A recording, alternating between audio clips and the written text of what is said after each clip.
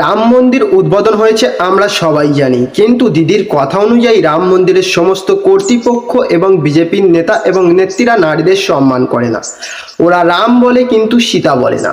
দিদির কথায় কতটা যুক্তি আছে সেটা দেখে নেব, কিন্তু তার আগে অযোধ্যায় রাম এবং সীতাকে আলাদা করলো কি এই কালো রাজনীতি?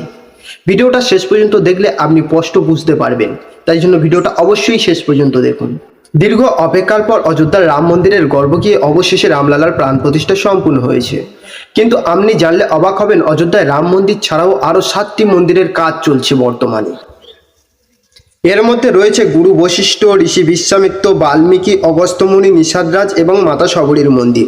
বর্তমানে এই সমস্ত মন্দিরের কাজ চলছে, প্রায় 2 বছর এর কাজ সম্পন্ন হতে সময় লেগে যাবে।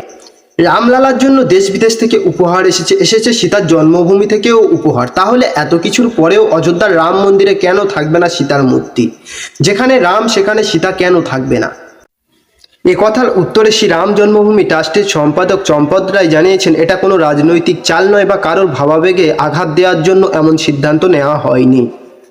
রামচন্দ্রের স্ত্রী সীতা হলেন এই জগৎ সংসারের মাতা। এখানে শুধু রামচন্দ্রের মূর্তি প্রতিষ্ঠিত করা হবে, এর কারণ হলো এখানে রামলালা বলতে শিশুরাম বা বালক রামকে বোঝানো হয়েছে। ভগবান রামের বালক রূপ বা শিশুরূপে এই মূর্তি 5 বছরের ছেলের আদলে তৈরি হবে। তার মানে এটি ঈশ্বরের এমন একটি রূপ যেখানে তার বিয়ের বয়স হয়নি।